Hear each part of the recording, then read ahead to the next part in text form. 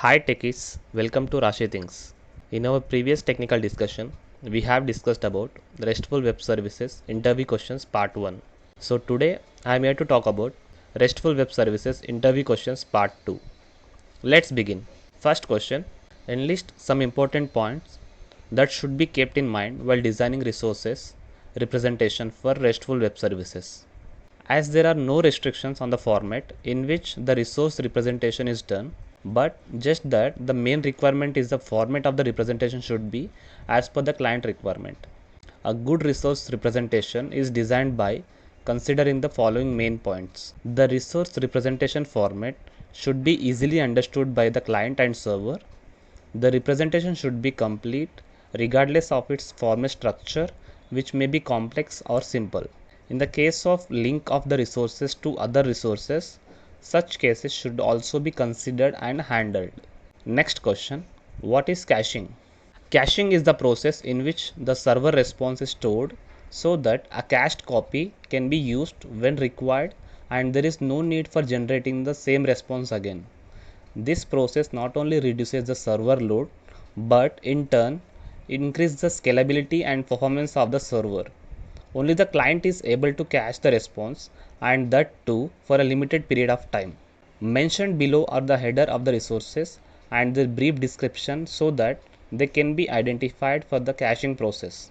Time and date of resource creation, time and date of resource modification that usually stores the last detail.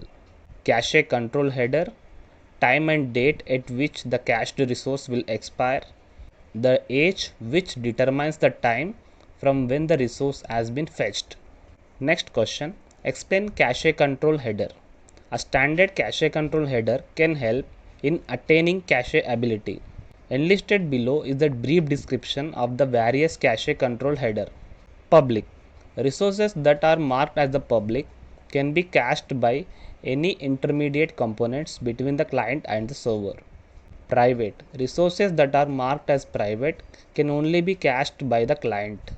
No cache, meaning that a particular resource cannot be cached and thus the whole process is stopped.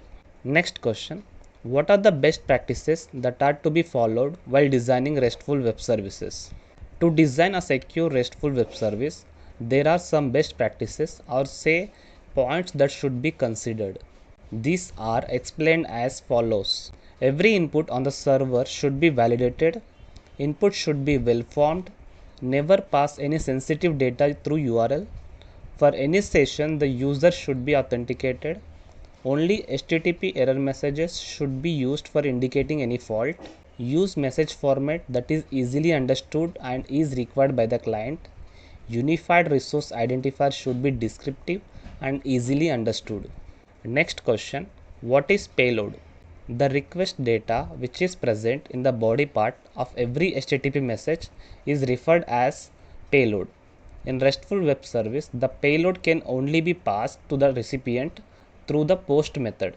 There is no limit of sending data as payload through the post method, but the only concern is that more data will consume more time and bandwidth.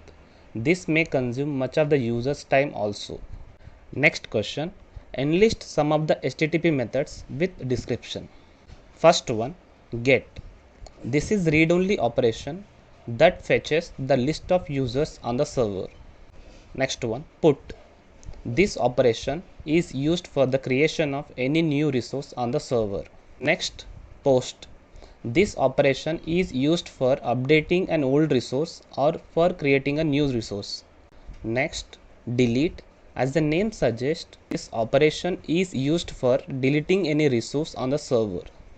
Next, options.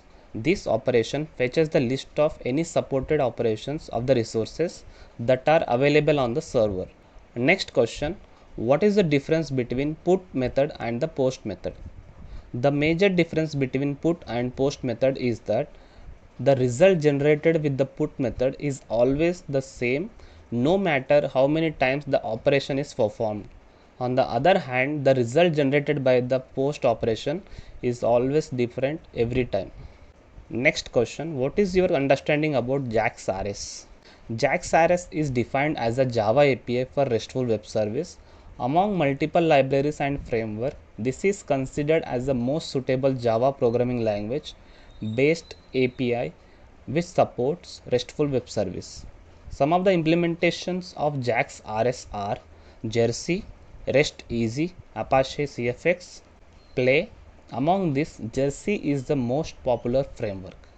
Next question. What are HTTP status codes? Enlist few with meaning.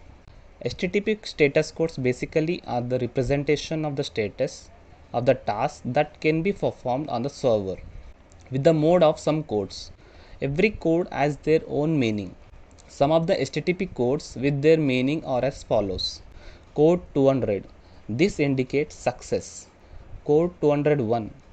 This indicates resource has been successfully created. Code 204. This indicates that there is no content in the response body.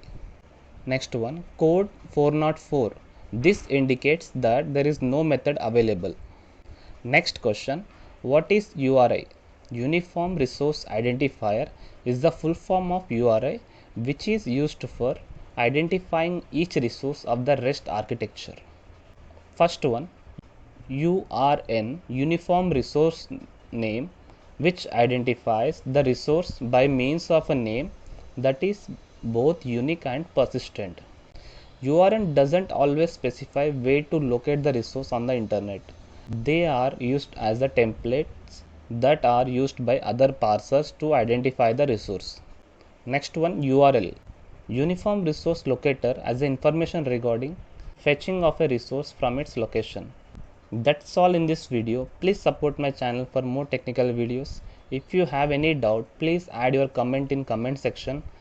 Please click on bell icon to receive latest notification from Rashi Things.